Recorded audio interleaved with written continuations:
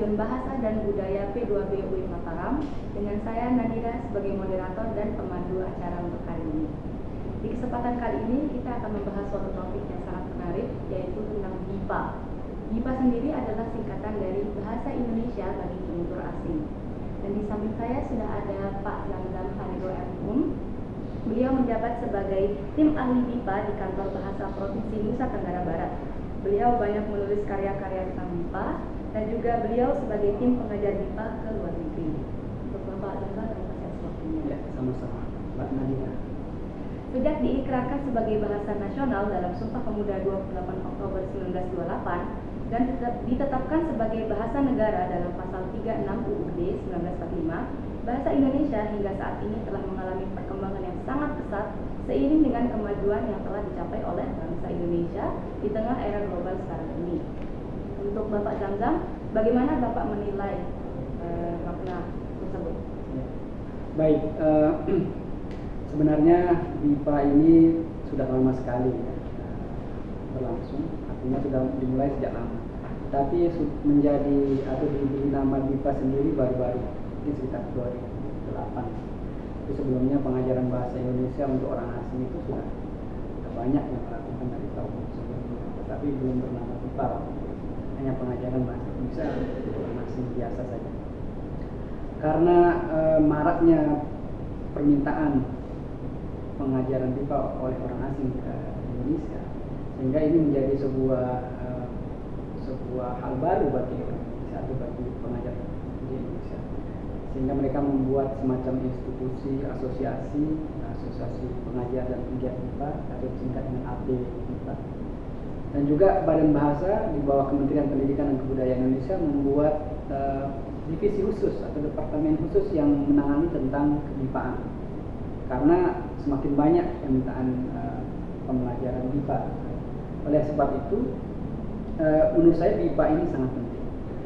Pentingnya mengapa? Karena BIPA adalah salah satu cara kita mengenalkan bahasa Indonesia ke luar. Bahasa Indonesia digadang-gadang atau dicanangkan untuk menjadi bahasa internasional di 2045 oleh Kementerian Pendidikan dan Kebudayaan. Salah satu cara menginternasionalisasi bahasa Indonesia itu adalah dengan mengajarkan. Tentu saja ada cara lain, misalnya perdagangan, pariwisata, politik, dan seterusnya. Tetapi yang secara langsung tentu saja harus diajarkan agar orang bisa belajar bahasa Indonesia. Jadi ada banyak, mungkin sekitar 34 negara yang sudah melaksanakan pengajaran BIPA, dan sudah banyak sekali, mungkin sekitar 200-an tenaga pengajar yang secara resmi dikirim oleh kementerian untuk mengajar bahasa ada di Thailand. Saya sendiri yang pernah pergi ke Thailand, Jepang, kemudian ke daerah di Balkan seperti Rusia, Uni Soviet yang dulu ya, dan juga banyak ke Eropa dan juga ke Asia. Dan ASEAN tentu saja, ASEAN yang sudah banyak sekali tenaga. Jadi kesempatan terbuka lebar untuk pelaksanaan program ini. Selain itu, tujuan dari menginternasionalisasi bahasa Indonesia itu tidak sekedar agar orang menguasai Indonesia dan selesai, tapi untuk bisa mengenal Indonesia lebih jauh. Mungkin Mbak Nadira sudah biasa mendengar tidak kenal maka tidak sayang. Nah, dalam konteks ini tentu saja sama. Ketika orang tidak tahu Indonesia, mereka tidak akan sayang tentang Indonesia. Ada bahkan yang mengetahui hanya Bali saja. Dia pikir Bali itu negara. Dia bilang Bali itu di mana? Bali itu adalah negara katanya. Bahkan Indonesia dia tidak tahu. Nah, ketika kita sudah mengenalkan atau mengajarkan bahasa Indonesia itu tidak sekedar mengajarkan kosakata, tetapi mengajarkan budaya. Ketika Mbak Nadira mengajarkan cara makan, misalnya makan di Eropa, makan itu kan hanya roti ya, roti dan segala jenis varian roti. Tapi kalau mengajarkan bagaimana makannya orang Indonesia, Mbak Nadira harus mengajarkan bagaimana menanaknya, memasak menggunakan tungku misalnya, atau menggunakan kayu bakar, menggunakan tempat masak yang tradisional itu, tempat makannya juga, menggunakan bagaimana meja tempat mereka makan, duduk bersila, menggunakan sambal sebagai lauknya misalnya, kemudian menggunakan beberapa jenis makanan-makanan lain pendukung ketika makan, atau menggunakan atau memakan makanan khas tertentu seperti di daerah tertentu seperti di Lombok misalnya, pelecing dan ayam bakar taliho, kan itu tidak ada di negara mereka. Dan di Indonesia kita punya ribuan hal-hal seperti itu yang bisa diperkenalkan ke orang asing. Jadi mengajarkan bahasa Indonesia itu seperti mengajarkan beberapa dimensi yang lain selain bahasa. Jadi mengajarkan bahasa Indonesia adalah mengajarkan budaya, mengajarkan pariwisata, memperkenalkan ilmu, memperkenalkan fashion, ya, pakaian orang kan. Kalau di sini kan kebaya misalnya, atau pakaian khas, belum lagi kita berbicara pakaian adat ya, ini pakaian keseharian lah misalnya. Itu di luar negeri itu hal yang sangat menarik, karena bagi mereka pakaian itu ya tahunya seperti itu saja ya, pakaian yang hanya biasa gitu, yang secara lazim dikatakan. Tapi kan di Indonesia ada banyak sekali pakaian macam. Iya, tidak hanya di Lombok, di Sumbawa saja sudah berbeda, di Bima sudah berbeda. Dan kalau kita mengajarkan itu ke orang asing, mereka akan terlena, mereka akan ini luar biasa sekali. Itu baru dari sisi pakaian, tadi dari sisi makanan, belum dari sisi kebudayaan, kesenian. Nah, kalau di kesenian ada banyak lagi yang kita akan bicarakan. Ya, betul. Jadi sangat menarik sekali mengajarkan bahasa Indonesia bagi penutur asing. Nah, ini yang kadang tidak dipahami oleh pengajar-pengajar bahasa Indonesia di Indonesia. Mereka berpikir bahwa mengajarkan bahasa Indonesia dan mengajarkan kosakata. Tidak. Di mengajarkan bahasa Indonesia itu mengajarkan banyak hal. Misalnya Mbak Nadira punya keahlian memasak misalnya. Itu menjadi modal untuk menjadi pengajar BIPA. Misalnya Mbak Nadira bisa memasak masakan tradisional, misalnya ayam taliwang. Ayam taliwang itu dikupas, cara memasaknya, bumbu-bumbunya, rasanya, mempraktekkannya, itu sudah menjadi bagian dari cara mengajar bahasa Indonesia. Termasuk. Jadi saya menganggap bahwa BIPA ini salah satu media strategis untuk menjual Indonesia ke luar. Dan Bapak tahu sendiri kan, sekarang ini di Indonesia tuh minim sekali berbahasa Indonesia, apalagi untuk milenial sekarang. Kalaupun berbahasa Indonesia, mungkin mereka masih berbahasa gaul atau dicampur bahasa Inggris. Ya. Nah, bagaimana cara Bapak menanggapi hal itu? Pada dasarnya bahasa-bahasa seperti itu adalah bahasa sementara. Dulu sebelum era milenial itu ada istilah era gaul ya. Bahasa gaul mungkin Mbak Nadira belum atau sudah melewati masa itu. Dulu sampai ada terbit kamus gaul. Kalau nggak salah dulu ada selebritis yang membuat kamus gaul yang menyingkat-nyingkat atau bahasa-bahasa yang dipakai sehari-hari oleh orang anak-anak muda pada zaman itu. Saking menariknya itu. Waktu itu kalau nggak salah seperti apa ya contohnya, ya bahasa-bahasa Jakarta gitu mendominasi ya, seperti bokap, nyokap yang salah satu contohnya. Kemudian disingkat-singkat, dan itu menjadi bahasa-bahasa Indonesia di di tataran komunikasi anak muda. Tetapi itu hilang seiring berubahnya era dan berubahnya input sosial. Sekarang kan banyak input media sosial ya, seperti Facebook, WhatsApp dan seterusnya. Jadi pembicaraan anak muda akan berubah lagi. Dulu belum ada itu, tapi sering kita kumpul-kumpul di misalnya di restoran, di kafe, kita buat nongkrong-nongkrong. Jadi ada muncul bahasa-bahasa nongkrong, bahasa-bahasa nongkrong. Sekarang muncul tidak nongkrong lagi, tetapi lewat media ya. Ada istilah-istilah kui, ada istilah-istilah yang dibalik ya, bahasa-bahasa, terus ada apalagi yang mungkin Mbak Nadira yang pasti yang lebih tahu ya, karena itu. Tapi itu yakin saya akan hilang, karena pemuda ini kan berganti, kecenderungan mereka akan berubah juga, media juga akan berubah. Tetapi yang tidak bisa diganti adalah bahasa Indonesia sebagai bahasa persatuan. Orang akan kembali ke bahasa Indonesia untuk memastikan bahwa apa yang dia katakan itu tepat atau diterima oleh semua orang. Karena di seluruh Indonesia orang berbicara bahasa Indonesia. Kalau bahasa gaul atau bahasa ini mungkin bisa dipakai di tataran kita, tetapi kalau di Papua misalnya atau di Aceh atau di mana, tetap mereka akan merujuk lagi ke bahasa Indonesia yang benar ya, baik dan benar. Makanya saya tidak terlalu khawatir selama ada divisi atau departemen pemerintah yang menangani hal itu. Kedua, ada pemuda-pemuda yang tertarik untuk belajar atau untuk menguatkan bahasa Indonesia seperti Mbak Nadira. Ya kan?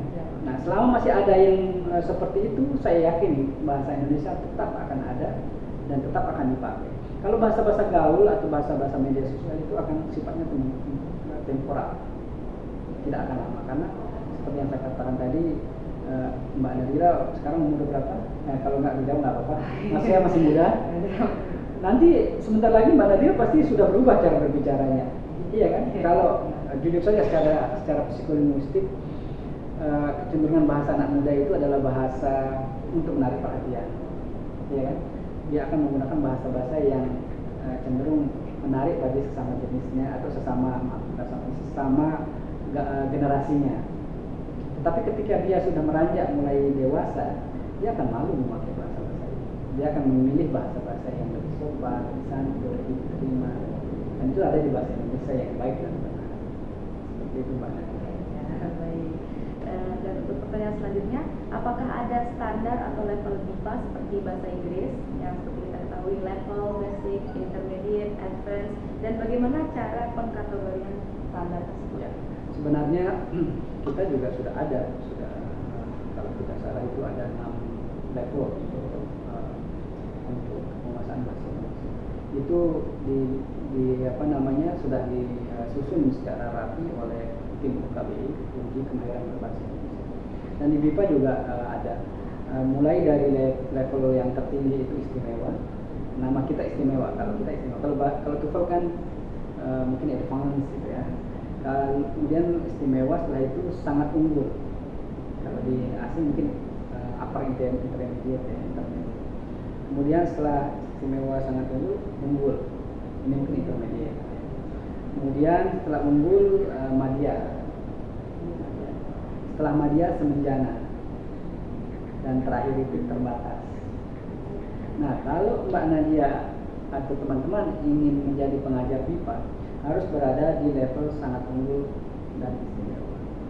Karena pada level itu sudah dikategorikan mampu menggunakan atau mengaplikasikan bahasa Indonesia yang baik dan benar.